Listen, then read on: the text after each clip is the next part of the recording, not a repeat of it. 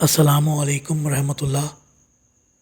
سورہ بقرہ مدنی صورت، دوسرے سپارے کا 12واں رکوع، آیت نمبر 226 سے 228۔ اعوذ باللہ من الشیطان الرجیم، بسم اللہ الرحمن الرحیم۔ للذین یؤلون من نسائہم تربص اربعۃ اشہر فإن فاؤوا فإن اللہ غفور الرحیم۔ جو لوگ اپنی بیویوں سے تعلق نہ رکھنے کی قسم کھا لیں ان کے لیے 4 ماہ کی مہلت ہے۔ اس دوران اگر وہ رجوع کر لیں تو اللہ بڑا بخشنے والا اور رحم کرنے والا ہے۔ جی، ایلا یعنی اپنی بیویوں سے تعلق نہ رکھنے کی قسم کھانا، اس کی مدت 4 ماہ ہے۔ مثلا اگر کسی نے 3 ماہ تعلق نہ رکھنے کی قسم کھائی تو یہ شرعاً ایلا نہ ہوگا۔ اب آگے اس کی 2 صورتیں ہیں۔ ایک یہ کہ 3 ماہ کے اندر صحبت کر لی تو اب اس پر قسم کا کفارہ دینا ہوگا، اور اگر 3 ماہ کے بعد کی تو نہ کفارہ ہے نہ طلاق، اور 4 ماہ گزر جائیں اور مرد رجوع نہ کرے تو طلاق واقع ہو جائے گی، اور بعض فقہا کے نزدیک یہ معاملہ عدالت میں جائے گا اور طلاق عدالت کے ذریعے ہوگی۔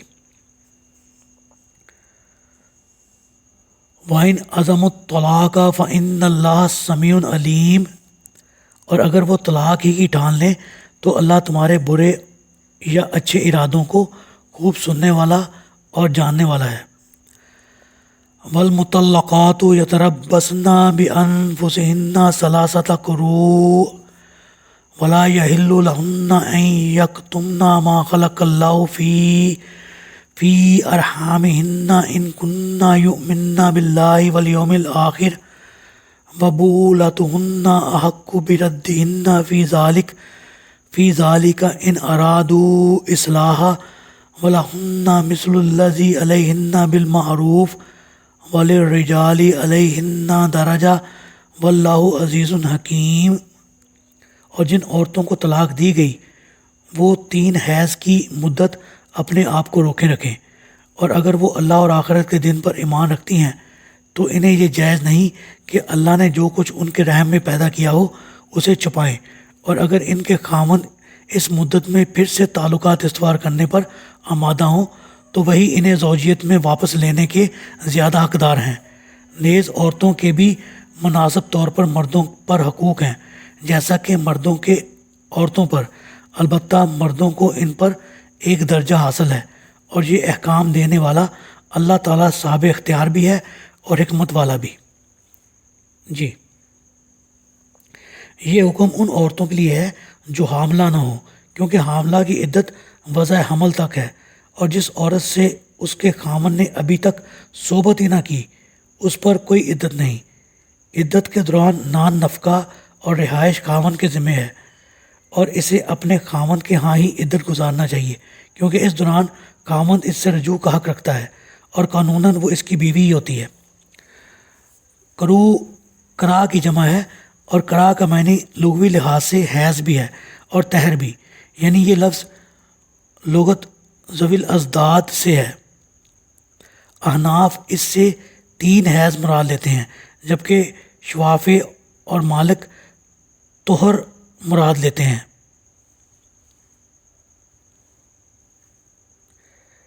انہیں چاہیے کہ وہ صاف صاف بتا دیں کہ انہیں حیض آتا ہے یا وہ حاملہ ہیں، جیسی بھی صورت ہو۔ مثلا عورت حاملہ تھی مگر اس نے خاوند کو نہ بتایا، اگر بتا دیتی تو شاید خاوند طلاق نہ دیتا، یا عورت کو تیسرا حیض آ چکا مگر اس نے خاوند کو نہ بتایا تاکہ اس سے نان نفقہ وصول کرتی رہے۔ غرض یہ کہ جھوٹ سے کئی صورتیں پیش آ سکتی ہیں، لہٰذا انہیں چاہیے کہ اللہ سے ڈر کر صحیح بات بتا دیا کریں۔ عدت کے اندر تو خاوند کو رجوع کا حق حاصل ہے، لیکن عدت گزر جانے کے بعد بھی اگر ایک یا دوسری طلاق دے دی تو تیسری نہ دی ہو تو اگر میاں بیوی آپس میں مل بیٹھنے پر راضی ہوں تو وہی زیادہ حقدار ہیں کہ از سر نو نکاح کرا لیں، جیسا کہ سورہ کی آیت نمبر 232 سے واضح ہے۔ مردوں اور عورتوں کے حقوق کی تفصیل طویل ہے، البتہ مرد کو عورت پر فضیلت کا جو درجہ حاصل ہے وہ یہ ہے کہ چونکہ مرد ہی عورتوں کے معاملات کے ذمہ دار اور پورے گھر کے منتظم ہوتے ہیں اور خرچ اور اخراجات بھی وہی برداشت کرتے ہیں، لہذا طلاق اور رجوع کا حق صرف مرد کو دیا گیا ہے۔